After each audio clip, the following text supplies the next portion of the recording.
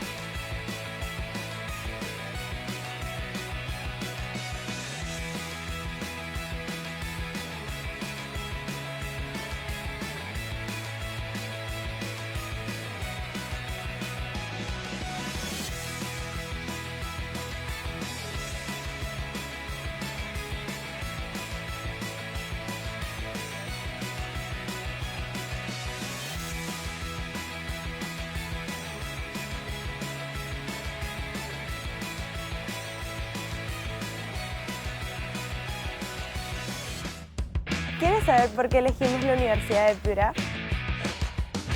Porque su exigencia me reta e impulsa a ser mejor.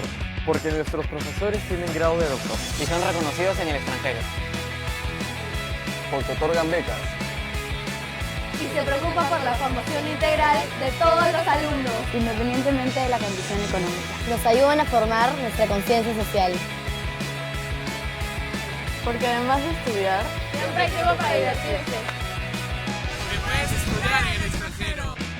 O avec des personnes. die aus aller Welt kommen. Es por esto que el UEP forma Mejores personas. Mejores profesionales.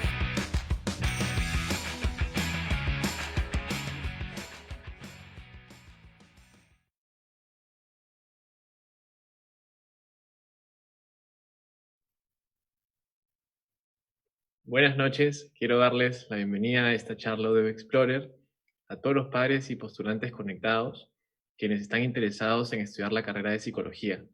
Les agradecemos a todos por su participación y por enlazarse en esta transmisión en vivo. Yo soy Daniel Merino, soy auxiliar de cátedra y psicoterapeuta en formación del programa académico de psicología de la Universidad de Piura Campus Lima. Y el día de hoy vamos a conversar sobre los trastornos de personalidad, del rasgo al trastorno. Y para ello me acompaña en esta charla Raúl Franco, director del programa académico de psicología y psicoterapeuta de mucha experiencia. Hola Raúl, ¿cómo estás? Muy bien, Daniel, buenas noches. Un gusto de estar nuevamente contigo compartiendo sobre este interesantísimo tema. Sí, muy interesante y muy bonito poder conectarnos nuevamente con todas las personas que nos puedan sintonizar. Este es un espacio donde pueden aprovechar para hacernos preguntas. Nosotros les vamos a ir respondiendo a lo largo de la transmisión.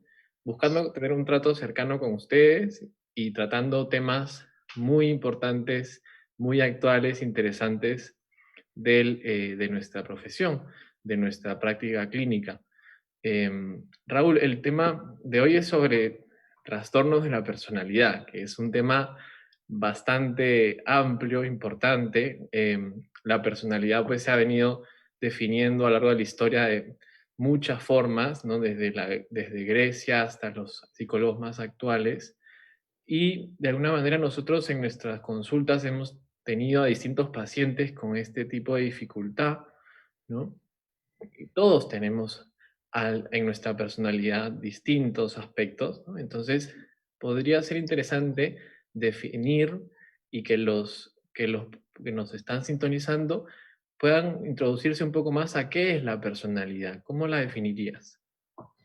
Claro, sí, buena pregunta, porque para poder entender lo que se llaman los trastornos, veamos un poco más claramente que la personalidad es el conjunto de rasgos más o menos estables, permanentes, que todas las personas tenemos. Importante resaltar que hay rasgos comunes a la población y hay rasgos únicos y singulares.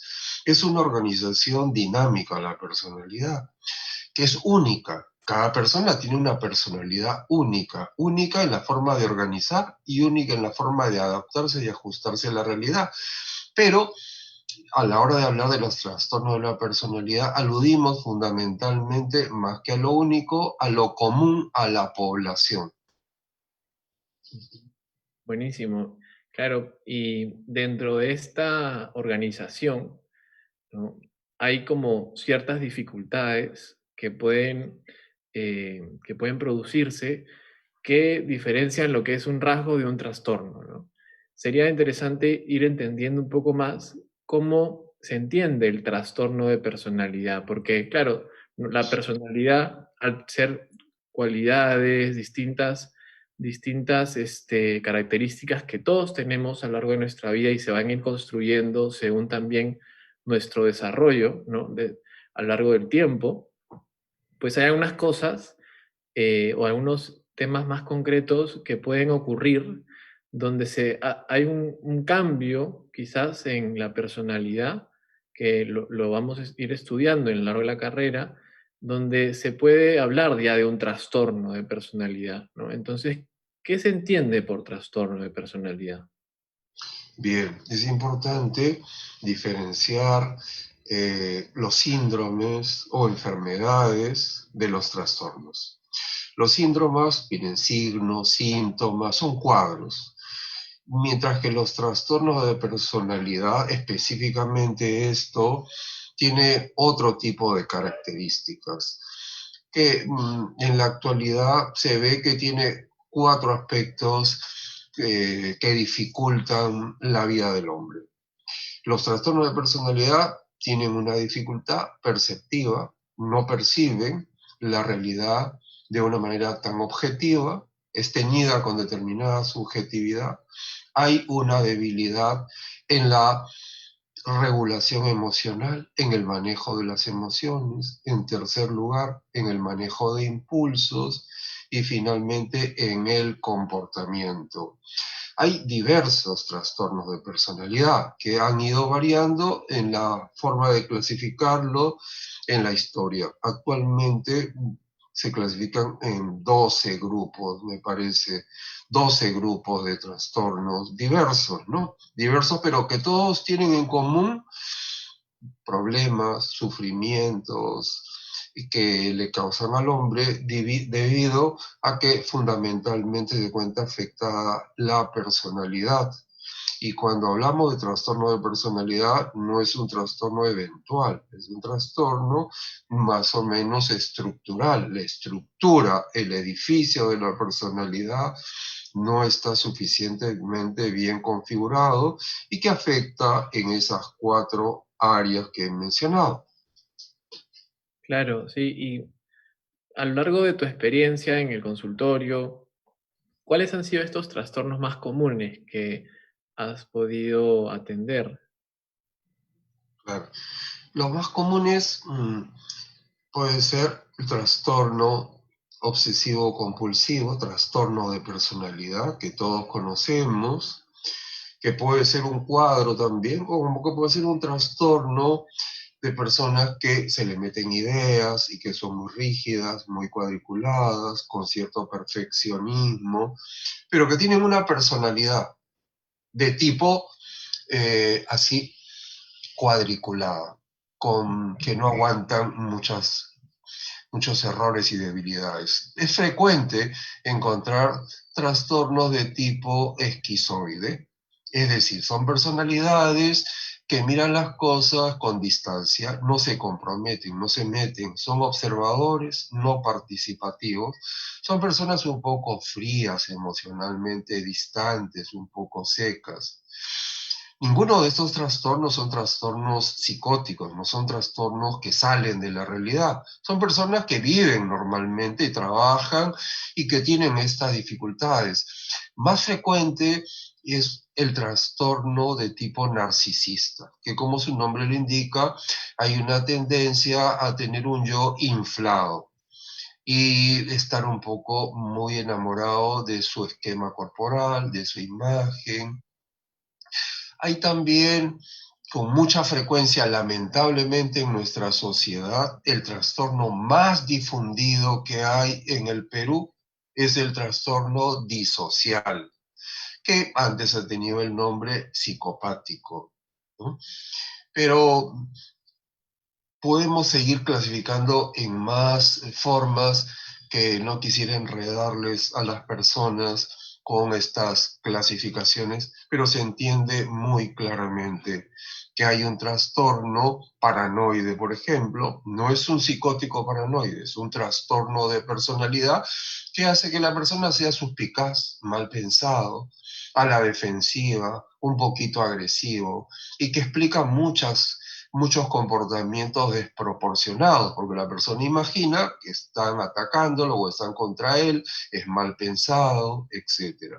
Entonces, hemos esbozado un trastorno de tipo narcisista, evitativo, obsesivo, paranoide, disocial, etc. Sí, es un campo bastante amplio y claro, hay varios tipos de trastornos dentro de los criterios clínicos, ¿no? También quiero recordarles a todos los que se están recién conectando que pueden hacernos preguntas, les damos la bienvenida a esta transmisión en vivo. Y claro, Raúl, cuando comentabas un poco de estos tipos de trastornos, yo me acordaba de pacientes que he atendido con estas características, ¿no? Y hay algunos pacientes donde tú notas, por ejemplo, pacientes con estas características obsesivas compulsivas, que sus ideas, como de alguna forma, las consideran de que tienen que ser de una determinada manera, ¿no? Bastante rígidas. Y son pacientes, por ejemplo, que van muy puntual a la sesión, están constantemente atentos, incluso algunos apuntan, ¿no? Porque quieren tener todo bastante claro y tal cual se ha dicho, ¿no? Entonces ahí, a nivel de la percepción de lo que estabas comentando en las distintas áreas que afectan estos trastornos, claro, a nivel de la percepción pueden haber dificultades, ¿no? Sí, muchas dificultades, especialmente en la forma de percibir la vida. Tienden a percibir la vida, yo estoy bien, ustedes están mal. Yo hago las cosas bien, ustedes se equivocan. Como tienen este perfeccionismo, van al punto del error, que no está bien colgado el cuadro, que no está bien limpio el cubierto, que no son puntuales, o que son desordenados, o que son no sé cuánto, etcétera, etcétera. Entonces, la forma de percibir la realidad es que el mundo tiene que mejorar, porque está lleno de defectos e imperfecciones. Yo estoy bien y ustedes están mal. Bien, entonces, en todos estos trastornos vamos a ver que no se ajustan a la realidad en forma tan real, no inventan, porque los errores existen, pero capturan fundamentalmente estos errores en el tema del obsesivo o anancástico o perfeccionista, para ponerlos en una forma más popular, ¿no? Pero igualmente, el narcisista también, que se está mirando, que está examinándose continuamente, que está reventándose cohetes, que se cree mejor que los demás, etcétera, etcétera. También él está viendo, yo soy más simpático, más interesante, o más inteligente, o más capaz que ustedes. Yo estoy bien y ustedes están mal. Y el esquizoide o el paranoide también, los dos últimos tipos, también se perciben más grandes y más fuertes que los demás.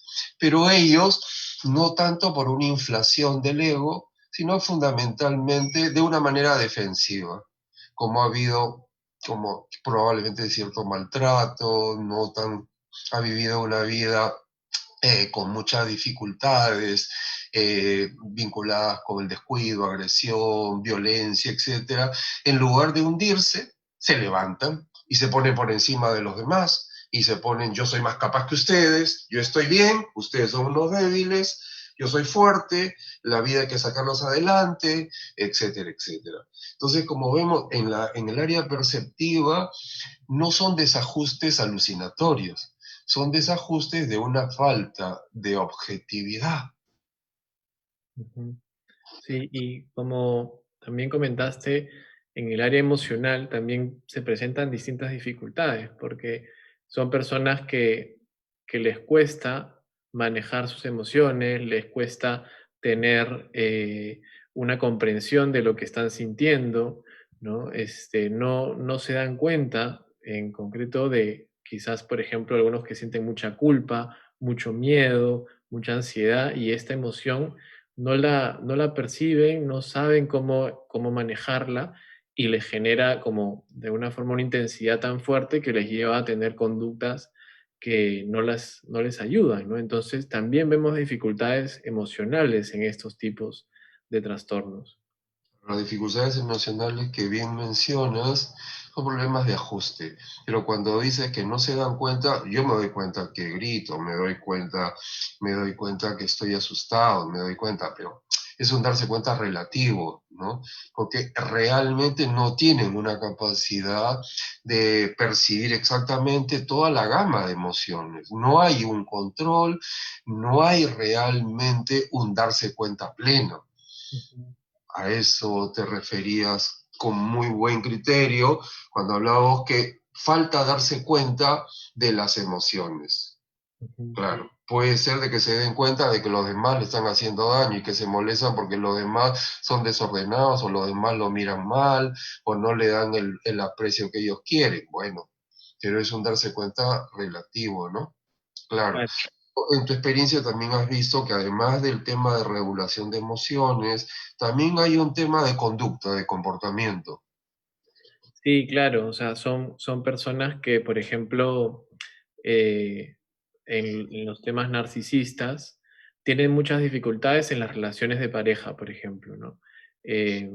Constantemente consideran de que, por ejemplo, todas las mujeres o todos los hombres están a sus pies, ¿no? Y consideran de que son como los más seductores y los más encantadores, y se ven de esa forma. Entonces, claro, vienen a tener conductas, por ejemplo, de infidelidad, si ya están en una relación, o de estar o tener muchas relaciones, y pensar constantemente de que ellos son como los más atractivos. Entonces, o por ejemplo, también en los trastornos esquizoides, problemas de relacionarse con los demás. Una dificultad muy fuerte para poder tener un contacto con los demás, una relación interpersonal, ¿no? O también personas evitativas de que no pueden integrarse a ciertos grupos, o de repente tampoco pueden confrontar o afrontar diversas experiencias, o decirle a una persona algo que lo tienen muy guardado. O sea, les cuesta conductualmente expresar, ¿no? Todas las características o todos los aspectos que pueden estar pensando a nivel perceptivo, a nivel emocional, influyen, y todo esto genera que su conducta sea de esta manera, ¿no? Entonces, claro, hay distintas dificultades, pero todo se va integrando, ¿no? Porque la persona pues, tiene toda esta integralidad donde se va viendo en la consulta cómo distintas áreas van influyendo en el comportamiento que tienen todas estas raíces en la personalidad. Por ejemplo, nos están haciendo varias preguntas. Camila nos pregunta, buenas noches, espero se encuentren bien. También esperamos eso para ti, Camila. ¿Algunos trastornos de personalidad pueden inhibir la personalidad del individuo? Pregunta Camila. Más que inhibir la personalidad, más porque no podemos hablar que, por ejemplo, la timidez sea un trastorno de la personalidad o que la depresión es un trastorno de la personalidad. Es una estructura que ya tiene algunas fallas de hace muchos años y que, como muy bien explicaba Daniel, también se refleja en las relaciones interpersonales. Si es que hubiera una persona que tenga un trato con amigos estable, profundo y duradero, no tiene trastorno de la personalidad.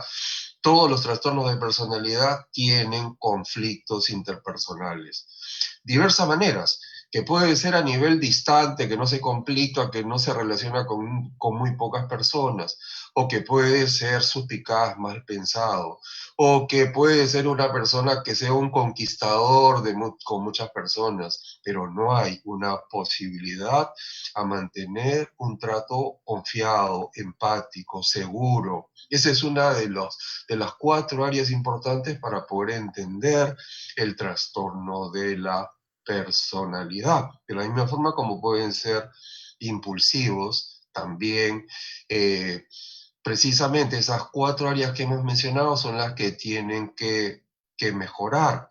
Un trastorno de personalidad inhibido podría ser así, evitativo, esquizoide, pero así que se inhiba no tanto, porque ya su personalidad es así, en el caso de que hubiera así inhibidos, ¿no? Claro.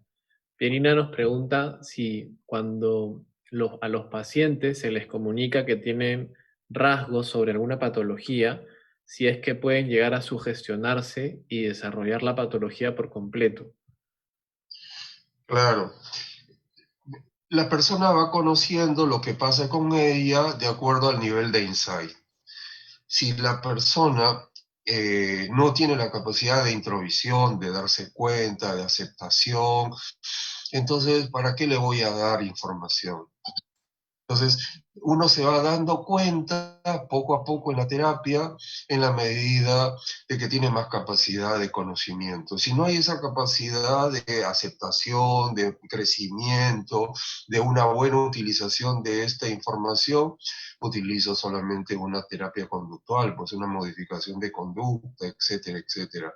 De acuerdo a la madurez de la persona, entonces, va entendiéndose estos conocimientos en forma progresiva y paulatina. A nadie se le da de golpe, ¿no? A nadie se le da esta información para que, no es como vi al médico y me dicen, ya, usted tiene cáncer. No, le va diciendo proporcionadamente porque el conocimiento es parte de la terapia. Y de hecho, el terapeuta, en las primeras sesiones que va teniendo con el paciente, son sesiones fundamentales, ¿no? Porque son sesiones donde uno va constantemente analizando y evaluando todo el campo de la personalidad que puede tener el paciente. Entonces va estableciendo ciertas impresiones, ¿no?, que va teniendo de la persona que tiene al frente, y va dándose cuenta a través también de la entrevista, de sus gestos, de su estado de ánimo, de su manera en cómo responde, quizás también con pruebas psicológicas. Le puede aplicar alguna prueba psicométrica, alguna prueba de proyectiva, de dibujo, que son evaluaciones que nosotros tomamos como instrumentos que nos permiten poder conocer más a fondo al paciente. Entonces, todo eso se va a ir conociendo más, y el nivel de insight, pues también es importante que el psicólogo vaya dándose cuenta, ¿no? Y en base a eso, ver cómo va comunicando estas características, que en la mayoría de personas son debilidades que todos podemos tener, ¿no? Entonces, por ejemplo, también nos pregunta María Teresa si en la adolescencia se pueden dar trastornos de personalidad, ¿no? Y claro, entonces cuando uno se va dando cuenta de, por ejemplo, analizar que que los trastornos de personalidad, según los criterios diagnósticos, se diagnostica en la mayoría de edad, ¿no? A partir de los 18 años se va a diagnosticar en el caso de nuestro país. Entonces uno no puede decir que una persona, un niño de 12 años ya tiene un trastorno porque está en un crecimiento todavía. Entonces uno no puede establecerlo de una forma tan a la ligera. Es una evaluación bastante rigurosa, una evaluación completa para poder entender que eso está presente como trastorno. Sí, pero es importante mencionar de que por ser personalidad, en los menores, que muy bien lo has puntualizado, no se puede decir un trastorno, pero hay en rasgos el niño. El niño ya vemos un rasgo narcisista, ya vemos un rasgo evitativo, etc. Ya vemos que hayan estas características. Y eso nos lleva a un tema importantísimo, ir entendiendo lo que estabas diciendo muy bien, Daniel, de que en la mayoría de personas no hay trastornos, pero están los rasgos. Y dentro de estos rasgos que hemos mencionado, están presentes en la población, en toda la población. Es decir, cuando hablamos de estos trastornos, lo vemos como a nivel macro. ¿Qué hay en las personas comunes y corrientes? Debilidades humanas. Entonces, a todos nos aprieta el zapato, de alguna manera en forma continua y a veces en forma eventual. Continuamente yo puedo tener una inclinación a tener todo controlado, a todo manejado, todo en su lugar. Entonces tengo un rasgo, sin ser un trastorno, de tipo obsesivo. O a mí me duele mucho la barriga, me duele la cabeza, estoy somatizando frecuentemente. De repente tengo un rasgo de tipo narcisista. Entonces, lo interesante es ver de que las debilidades humanas, si bien es cierto, se reflejan en trastornos, de una manera más normalita es el tema de las debilidades humanas, de las grandes debilidades humanas, de las cosas que los seres humanos tenemos que ir mejorando y superando, porque son, como decía hace un momento, ¿a dónde nos aprieta el zapato? Fundamentalmente. ¿A dónde está? Que mi inclinación de repente es a tener pensamientos de que los demás piensan mal, de que están contra mí, de que me hacen trampa o que me engañan, o que el gobierno no se porta bien, o que todos están contra mí, etc. Entonces, si yo me doy cuenta por dónde está mi gran debilidad frecuente, tengo más posibilidades de cambiar.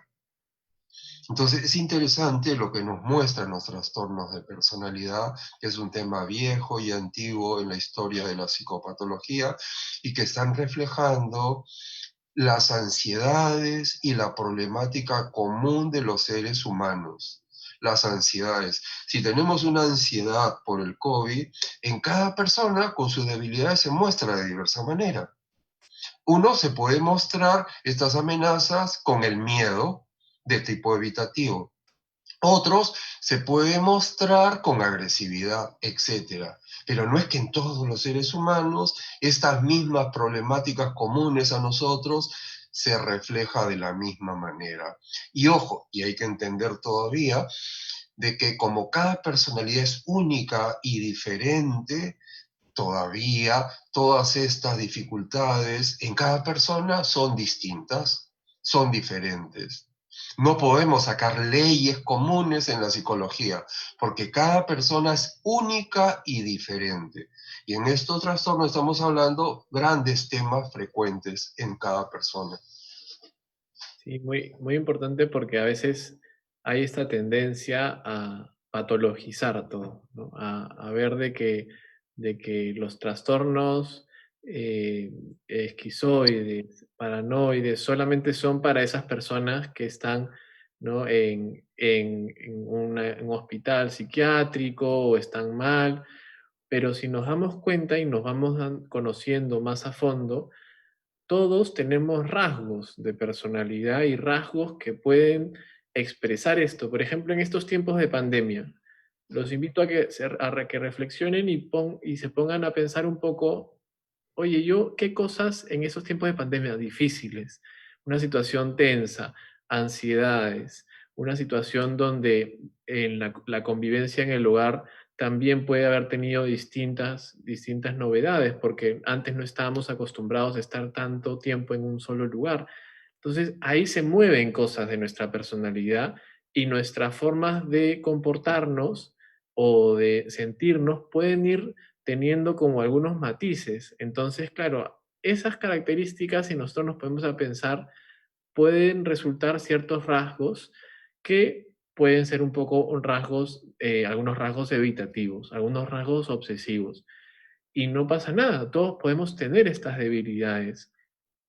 ¿Cuál es la tarea? Buscarlas en nosotros mismos, y en la medida en que nosotros vamos superando, vamos conociéndolas, vamos trabajando en estas debilidades, uno va trabajando y mejorando en su vida, ¿no? Y logrando este bienestar. Entonces, claro, esta pregunta que hacías, Raúl, de ¿por dónde me aprieta el zapato?, ¿no? Eso creo que invita a la reflexión, y en la carrera todos nos vamos a preguntar esa pregunta, porque la carrera te invita bastante a esas reflexiones, porque empiezas tú a conocerte cada vez más en tu personalidad. Nos preguntan también, por ejemplo, Juan Pablo pregunta, ¿cómo identificar a un narcisista? En tu experiencia, si has tenido varias personalidades. Lo interesante de los casos, Daniel, como este del narcisista, es que esto nos remite al hombre común y corriente, que no será el del libro, el narcisista, el creído, el que está con muchas mujeres, el que se mira continuamente en el espejo, o el que se está flagelando con sufrimientos y golpes imaginarios, haciendo dramas y encerrado en un mundo imaginario y fantasioso. Esa debilidad la encontramos en muchos seres humanos comunes y corrientes, sino que en el consultorio esas características narcisistas las encontramos de una manera macra, pero nosotros, los seres humanos, éramos comunes y corrientes, no somos ajenos a esto, a esta problemática. Tú que vas teniendo ahora cada vez más experiencia en la clínica, te das cuenta que todas estas problemáticas como la del narcisismo o la del obsesivo o de cualquier otra cosa, algo me dice a mí. No es que yo sea ajeno, no es que sean ellos con sus problemas y yo soy incólume. No, ese es el gran tema que bien apuntabas, que el psicólogo va encontrando por dónde le aprieta el zapato, que va siendo más humano. Va entendiendo que esa problemática no es del paciente, esa problemática es del hombre común y corriente, que se encuentra manifestada de una manera macro, ¿no? Sí. Entonces, sí. Con eso también responde, por ejemplo, esta pregunta que tenía Rocío, si ser narcisista es algo malo, ¿no? Que, claro, estamos viendo de que no es definirlo de si es bueno o malo, sino que vemos de que son características que todos podemos tener, ¿no? Y que va a depender mucho de cómo nos vamos conociendo en este camino, en esta aventura de ir viéndonos a nosotros mismos, ver dónde nos aprieta el zapato para ir también creciendo, porque todos los podemos tener y todos en algún momento en nuestra vida vamos a tener algún rasgo narcisista o algún pensamiento narcisista de algún tipo, donde vamos a buscar cierta búsqueda de atención hacia nosotros o hacia nuestra imagen, que es en muchos casos muy natural que nos pase. Porque el hombre es perfecto, libre de cualquier orgullo, ese hombre solamente está en el cielo. Los seres humanos mortales tenemos estas debilidades, que ahora las vemos reflejadas en esto que llamamos trastornos de personalidad. Pero narcisista, ¿cuántos momentos yo puedo haber estado en esta misma situación y seguiré topándome con la misma piedra? Y en la experiencia con mis pacientes me van hablando a mí de todas estas debilidades, como estas otras también que están presentes, ¿no? De una u otra manera. Y no es que haya una Puede haber una predominante, pero son varias debilidades que son los que generan los problemas, las ansiedades y las complicaciones.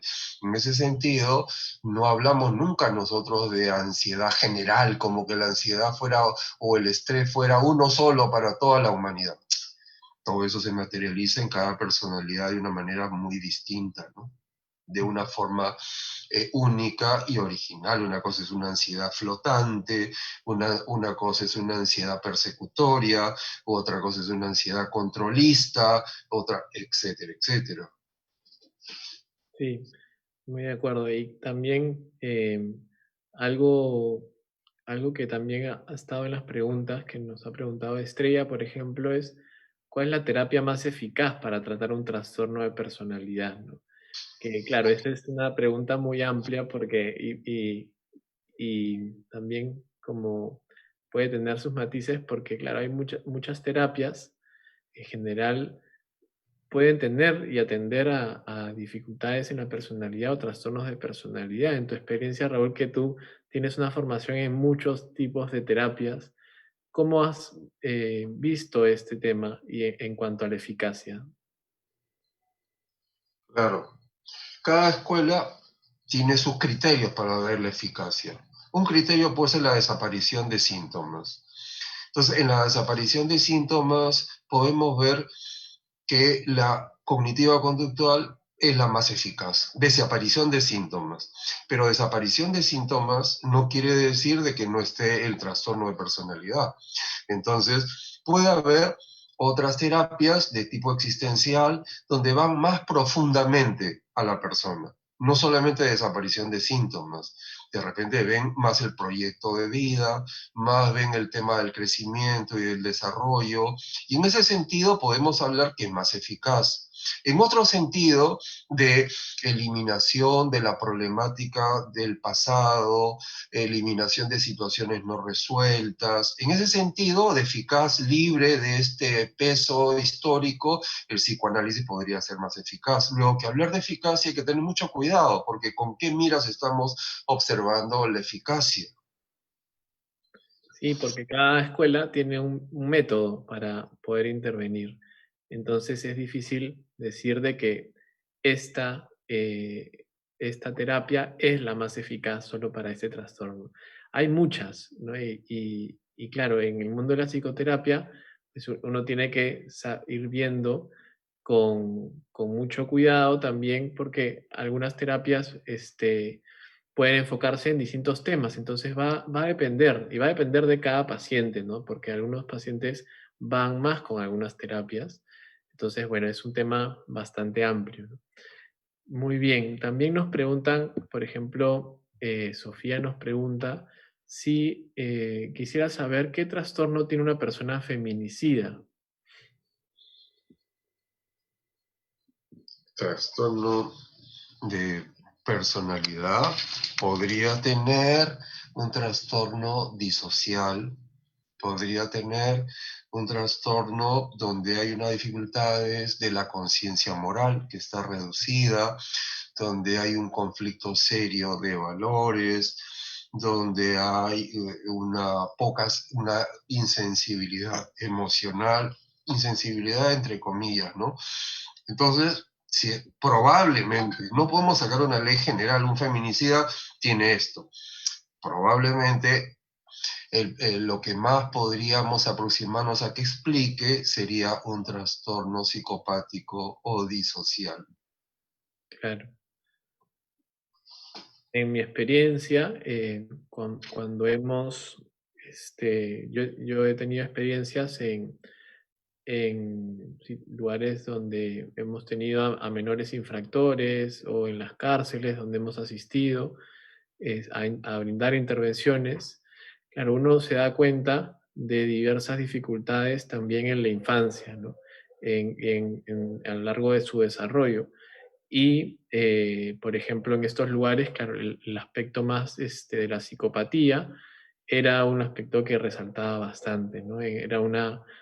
Les costaba bastante conectarse con el sufrimiento de la persona, con el cumplimiento de las normas, el manejo de sus impulsos. Entonces, era un trabajo muy complejo, ¿no? Y es un trabajo que no es fácil manejar pacientes con estas conductas, pero que son pacientes que también pues merecen una posibilidad de cambio.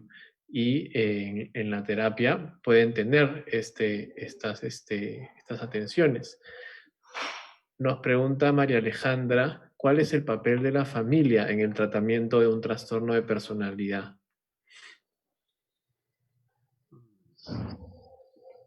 El papel en el tratamiento. Sí. El tratamiento puede ser muy interesante si es que se ve de una manera sistémica, si se ve de una manera integrada, si se ve como realmente es. En realidad, cuando hay un trastorno, en realidad todo el sistema, de alguna u otra manera, está afectada y siempre es como algo que explota, como que lo más débil. Entonces, es interesantísimo ir entendiendo y conociendo toda la dinámica de la personalidad, porque no es que haya por ahí alguien aislado en todo el equipo de la familia que tenga un trastorno. Eso es imposible, no se da esto. De alguna forma, esta dificultad está repartida de diversas maneras en todos los miembros, unos más que otros.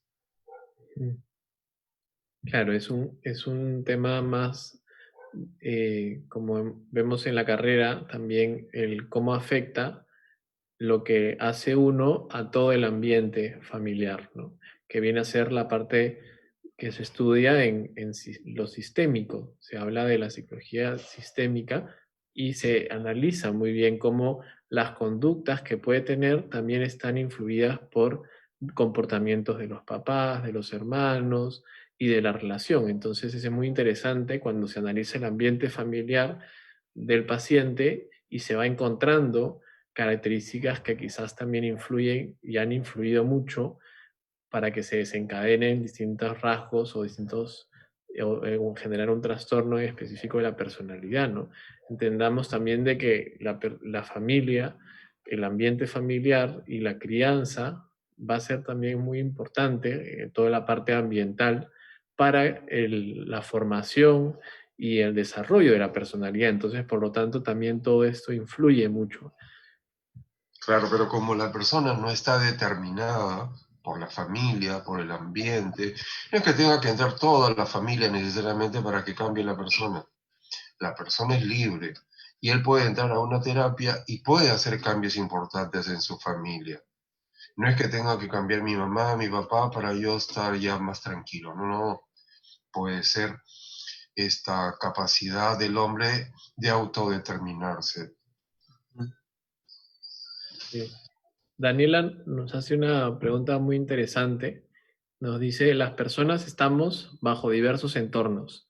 Sin embargo, si me encuentro rodeada por amigos, familiares, con rasgos de trastornos de personalidad, como el narcisismo u otro, ¿qué medida recomendaría tomar a los jóvenes para que esas conductas no nos lleguen a afectar a nivel emocional o mental? Tomar distancia emocional de ellos, alejarse. Bueno, cada trastorno es distinto. Y cada persona con la que uno se relaciona también es diferente. No podemos sacar unas reglas generales que evita y aléjate porque son personas que hacen daño. No, puede ser que sea, no sé, un amigo, alguien cercano donde hay que tener una actitud comprensiva o caritativa, o puede ser tantas circunstancias que no podemos sacar una regla general para poder decir qué hacer ante una persona que tenga algún trastorno de personalidad, sino que más bien lo que habría que tratar de hacer es ser consciente de cómo me mueve a mí, cómo me afecta, y si es que es alguien querido, cercano, que me interesa, ¿de qué forma lo puedo ayudar? ¿De qué forma lo puedo ayudar? No crean de que se necesita un psicólogo para poder ayudar a una persona con estas dificultades. No se hará un cambio pues de 100 grados o de 360 grados, pero ayuda podemos darla a cualquier persona. No necesitamos ser psicólogos para poder ser con sentido común, unas personas que puedan ayudar a que sea mejor esta persona. Sí, totalmente de acuerdo. Y me parece también importante comentarles de cómo, por ejemplo, todo esto que nosotros estamos hablando se va viendo a lo largo de la carrera, ¿no? Por ejemplo, en la carrera hay diversos cursos donde todo el tema de los trastornos de personalidad van a ir conociéndolo mucho más. Nosotros en la carrera hay cursos de psicología de la personalidad en concreto, o sea, es un curso muy fundamental donde se va a analizar todo el desarrollo, ¿no?, de la personalidad, cómo se entiende la personalidad, y también hay cursos de psicopatología, que son cursos donde se van a ir viendo más a fondo los trastornos, ¿no? Entonces, claro, en la carrera uno va a ir aprendiendo no solamente, por ejemplo, todos los trastornos que hay, sino también qué es la personalidad. Y cuando aprendes también qué es la personalidad, vas a aprender bien como que la personalidad, de acuerdo a una persona que es una persona con distintas áreas en su vida, distintos aspectos que la componen, de una forma integral, de una forma armónica, que se van relacionando entre sí, y no es solamente como está compuesta de una sola cosa, ¿no? Entonces, un trastorno es porque hay un problema acá nomás, en esta área del cerebro, o en este aspecto emocional. No, sino que a lo largo de la carrera se va a ir viendo cómo la persona tiene todas unas áreas que se integran, y el conocimiento profundo de la persona y el conocimiento de la personalidad, de lo psicopatológico, va a ayudar al psicólogo a tener esta comprensión más global y a tener más claro cómo evaluar, diagnosticar y la intervención, ¿no? Entonces es muy importante también que puedan conocer un poco más que en la carrera se da estas nociones. En el conocimiento de la personalidad es bonito entender de que no solamente se ve el trastorno, no solamente se ve la debilidad, se ve mucho la cualidad positiva, la potencialidad, la riqueza, los recursos que tiene la persona. O sea, dentro del estudio de la personalidad no vamos a detectar los puntos negros. Es mucho más interesante y retador ver los puntos blancos, es decir, los recursos del hombre para ir mejorando y superando. Porque eso de entender la personalidad o la mejora del hombre a través de la eliminación del mal es un mal asunto. Nosotros en la universidad preferimos ver a la personalidad como en crecimiento, como en desarrollo, como tendiendo hacia la superación continua. Y en esto vemos nosotros que hay muchas capacidades, muchas competencias, muchos recursos. Por eso que en la psicoterapia y en el conocimiento de uno mismo, nosotros tenemos una visión más positiva que negativa. Tratamos de abrir los ojos en las personas que entran a la terapia a que vean más sus recursos que sus debilidades. Muy importante.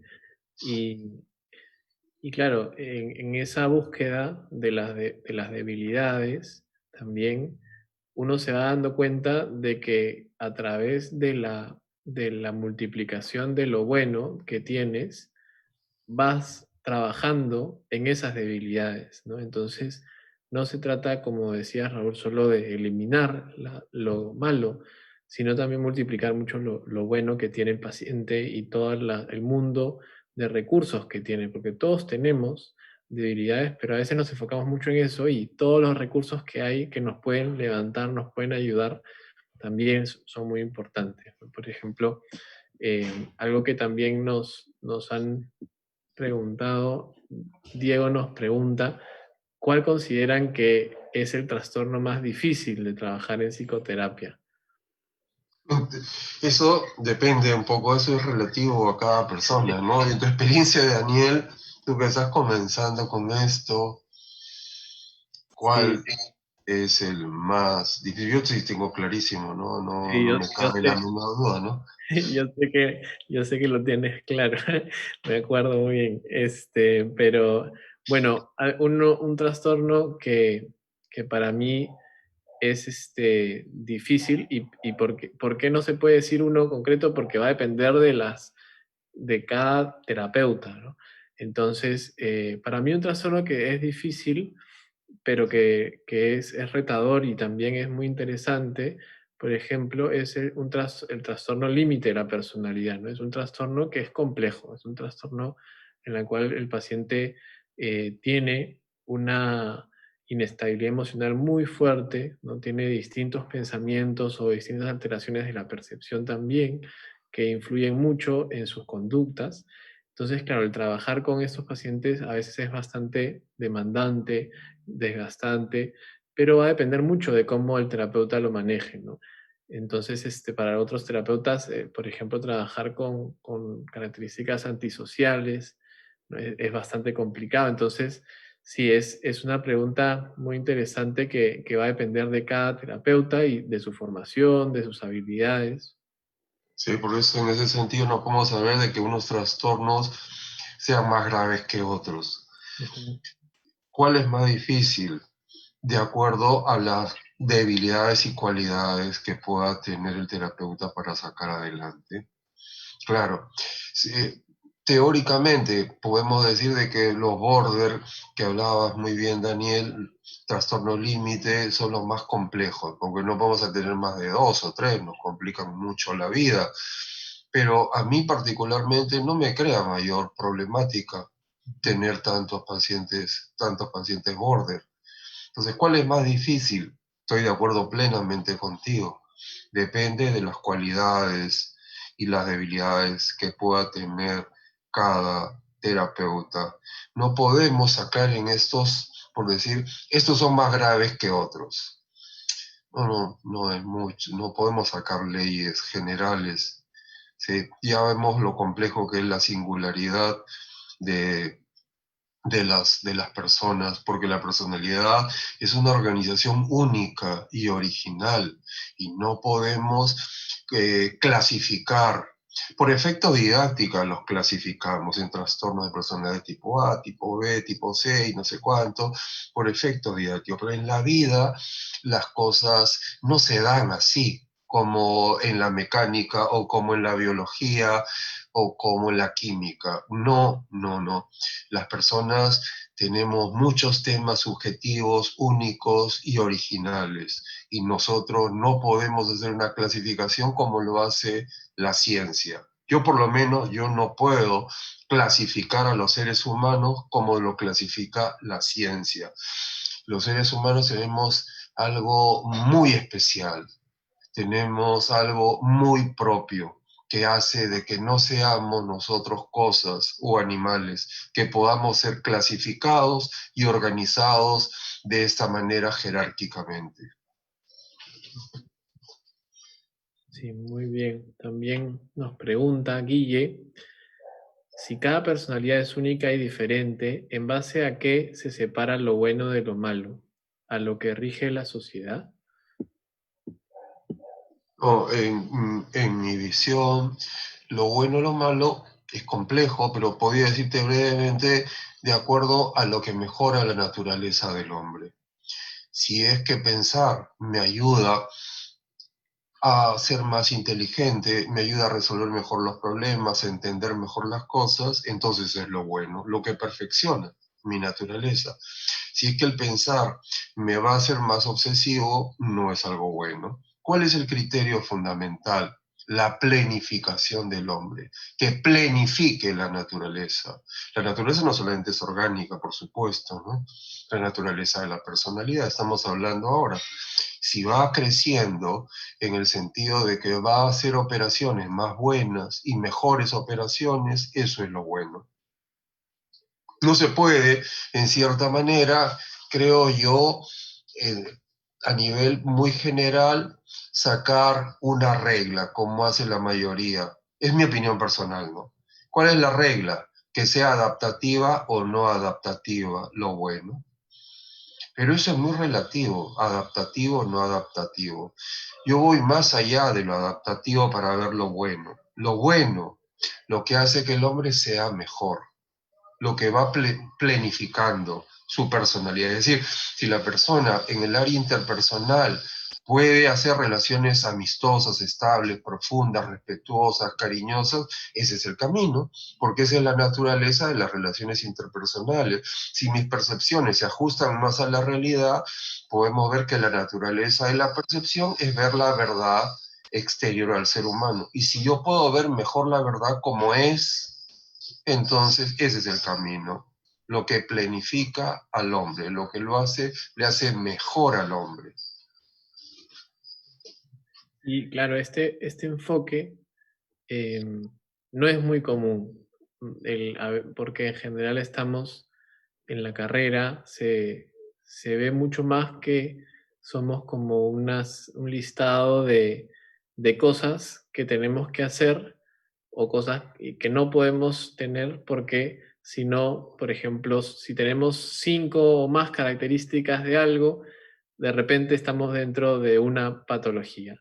O si tenemos 3 más, no sé, si tenemos ciertas características, estamos dentro de otra, ¿no? Entonces, esa forma de verlo es bastante determinista y encasilla a toda la complejidad del ser humano, ¿no? Entonces, si en cambio se enfoca que la persona puede tener un crecimiento en su vida, puede tener un proyecto al cual dirigirse y no necesariamente responde a una serie como de checklist de que tiene o que no tiene, ¿no? Esa manera que se comparte en la carrera y en el programa da una visión más humanista de la manera en que entendemos a la persona, una visión humanística que engloba a la persona en toda su integralidad.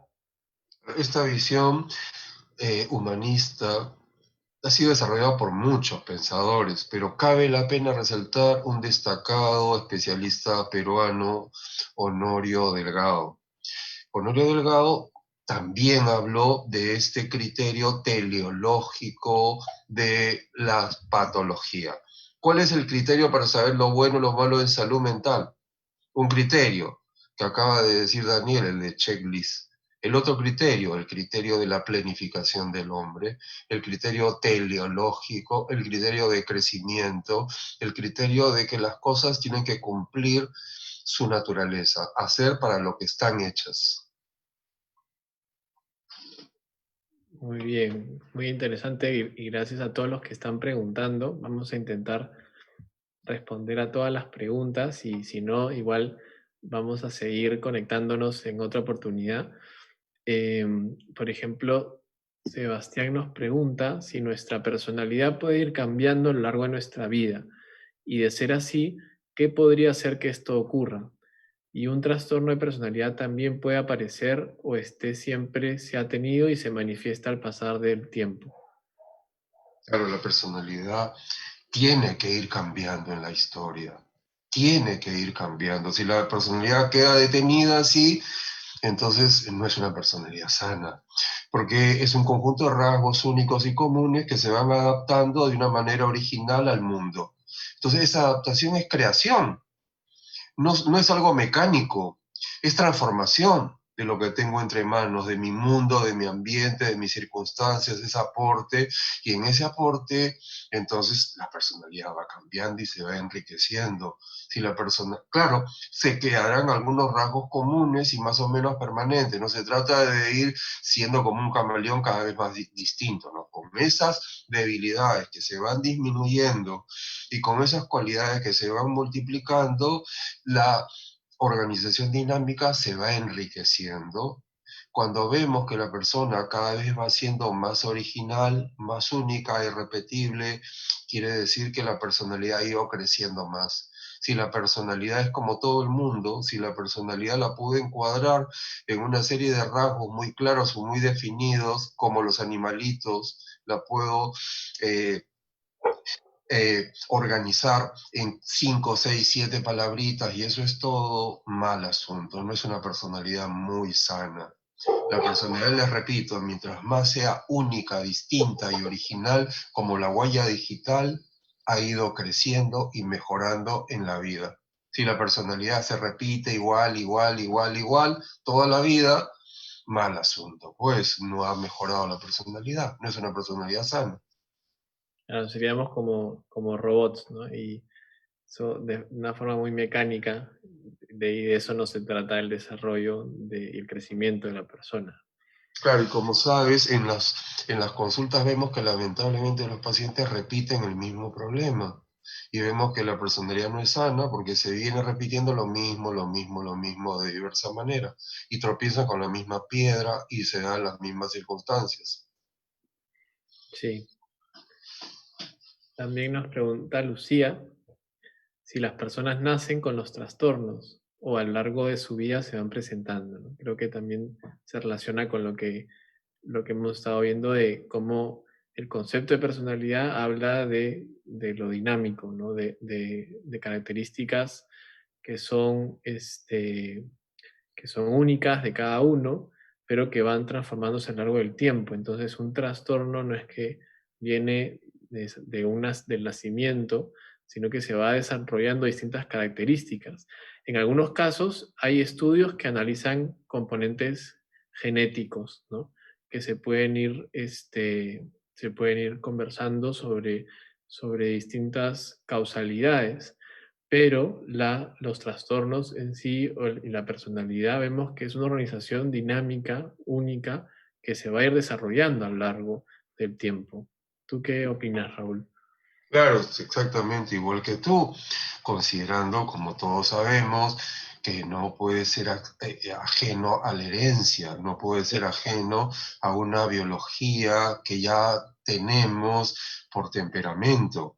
Con esas bases, con esta herencia física y también psicológica, porque hay una herencia de un sistema nervioso que puede hacer que sea más sentimental, más apasionado, etcétera, etcétera.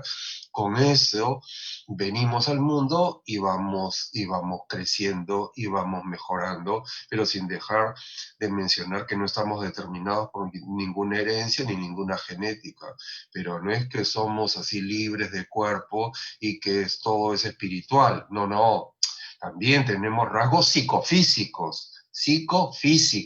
Interviene la biología en mi personalidad. No es espiritualista, no es inmaterial. Es el hombre con esa característica humana, biológica, configura su personalidad, sus formas de reaccionar, etcétera, etcétera.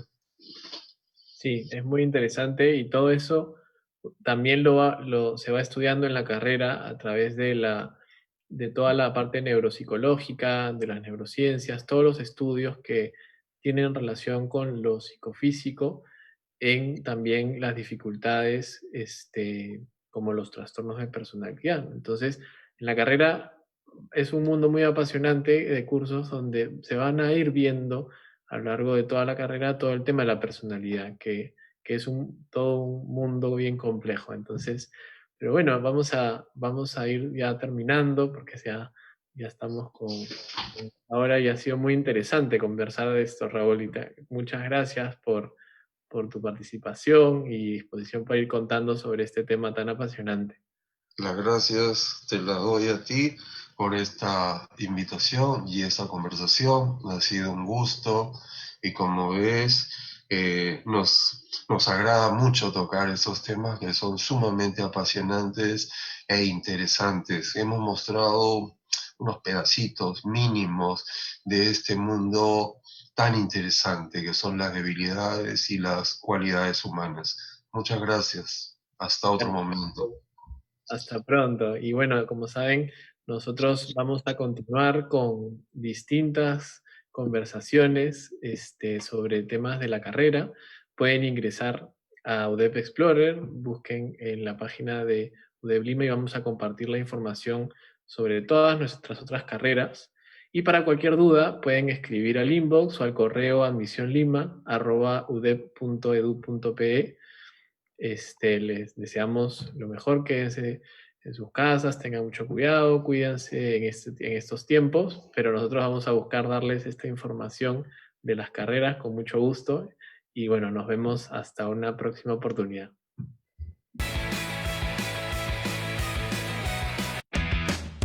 ¿Quieres saber por qué elegimos la Universidad de Piura?